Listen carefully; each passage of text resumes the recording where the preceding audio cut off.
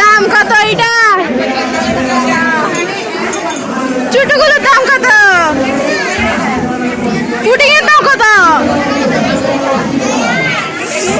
Pudding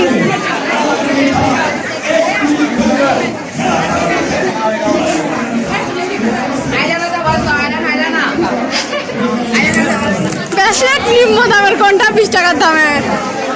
এটা 20 টাকা, এটা 30 টাকা। হ্যাঁ, তারপর এটা 20 টাকা, এটা 20 টাকা। এটা এটা 30 টাকা।